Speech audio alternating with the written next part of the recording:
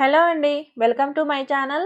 ఈరోజు ఈ వీడియోలో హెల్తీ అండ్ టేస్టీగా ఉండే స్వీట్ రెసిపీనైతే చూపించబోతున్నానండి. పల్లీలు అండ్ అటుకులతో చేసే ఈ లడ్డూలు చాలా టేస్టీగా ఉంటాయండి. అలాగే ఈ లడ్డూలోకి షుగర్ ఏమి యూజ్ చేయకుండా కేవలం బెల్లంతోటే చేసుకోవచ్చు. ముఖ్యంగా పిల్లలకి, ఆడవాళ్ళకి, అలాగే బ్లడ్ తక్కువ ఉన్న వాళ్ళకి ఈ లడ్డూలు చాలా బాగా యూజ్ అవుతాయండి. ఈ వీడియోనైతే ఎక్కడ స్కిప్ చేయకుండా చూసేయండి. ఫస్ట్ స్టవ్ ఆన్ చేసి ఈ లడ్డూలు చేసుకోవడానికి 1 కప్ అటుకులనైతే తీసుకోవాలండి.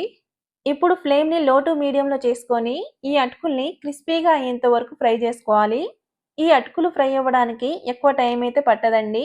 జస్ట్ ఒక 2, 3 నిమిషాలు ఫ్రై చేసుకుంటే సరిపోతుంది. చూడండి ఇక్కడ అటుకుల్ని ఇలా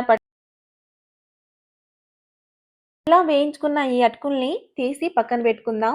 ఇప్పుడు అదే ప్యాన్‌లోకి సేమ్ క్వాంటిటీలో 1 కప్ పల్లీలను వేసుకొని గ్యాస్‌ని లో ఫ్లేమ్‌లో ఉంచి ఈ పల్లీలను మంచి గోల్డెన్ కలర్‌లోకి వచ్చే వరకు ఫ్రై చేసుకోవాలండి.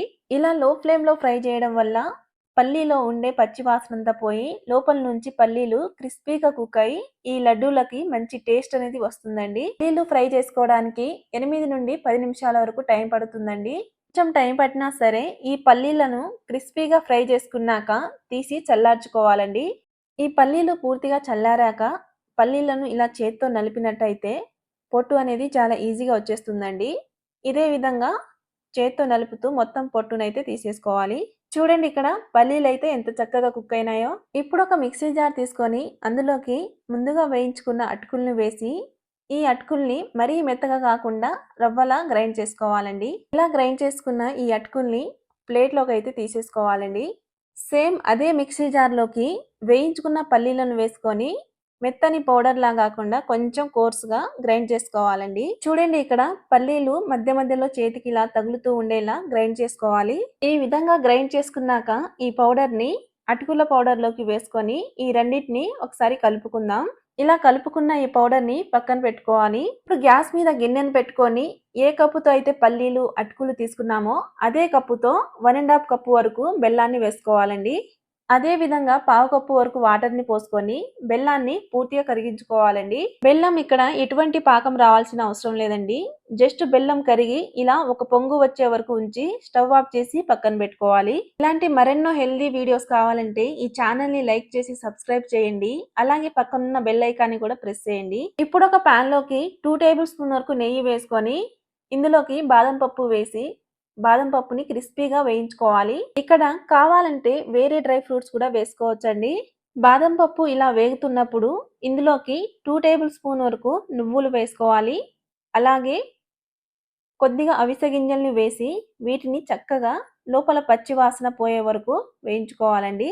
ఇలా ఇవి వేగుతున్నప్పుడు ఇందులోకి కొద్దిగా ఎండు కొబ్బరిని వేసి కొబ్బరి కలర్ చేంజ్ అయ్యే వరకు వీటిని లో ఫ్లేమ్‌లో ఉంచి వేయించుకోవాలండి. ఇలా వీటిని ఫ్రై చేసుకున్నాక ఆల్రెడీ మనం ముందుగా కరిగించుకున్న బెల్లం పాకాన్ని ఇలా వడగట్టుకొని పోసుకోవాలండి. ఇప్పుడు మంటను లో ఫ్లేమ్‌లో ఉంచి ఒకసారి కలుపుకొని మనం ముందుగా రెడీ చేసి పెట్టుకున్న ఈ అటుకులు, పల్లీల పౌడర్‌ని వేసుకోవాలండి. ఈ విధంగా పౌడర్‌ని వేసుకున్నాక వీటిని కొంచెం ఫాస్ట్‌గా ఎక్కడ ఉండలు లేకుండా మొత్తం ఒకసారి కలుపుకోవాలండి. గ్యాస్‌ని లో ఫ్లేమ్‌లో ఉంచి ఈ విధంగా కలుపుతూనే ఉండాలండి. ఇలా ఉడుకుతున్నప్పుడు ఇందులోకి మంచి ఫ్లేవర్ కోసమని యాలకుల పౌడర్‌ని వేసుకొని ఈ యాలకుల పౌడర్ అంతా కలిసేలా ఒకసారి కలుపుకుంటూ అంతా చిక్కబడే వరకు కలుపుతూనే ఉండాలండి. చూడండి ఈ విధంగా నెయ్యి అంతా సెపరేట్ అయ్యే వరకు లో ఫ్లేమ్‌లో ఉంచి కలుపుతూనే ఉండాలండి. ఇలా ఈ లడ్డు మిశ్రమం అంతా ముద్దలా అయ్యాక తీసి ప్లేట్‌లోకి అయితే వేసి చల్లార్చుకోవాలండి. ఇప్పుడు ఈ మిశ్రమం కొంచెం గోరువెచ్చగా ఉన్నప్పుడు హ్యాండ్ మీద కొద్దిగా ఆయిల్ గ్రీస్ చేసుకొని ఇలా మీడియం సైజులో రౌండ్‌గా లడ్డూలా చేసుకోవాలండి. ఇదే విధంగా అన్నిటిని చేసుకున్నాక వీటిని గాజు సీసాలోకి 1 మంత్ వరకు స్టోర్ చేసుకోవచ్చండి. ఈ వీడియో కనుక మీకు నచ్చినట్టయితే లైక్ చేసి సబ్స్క్రైబ్ చేయండి. అలాగే పక్కనున్న బెల్ ఐకాన్ని కూడా ప్రెస్ చేయండి.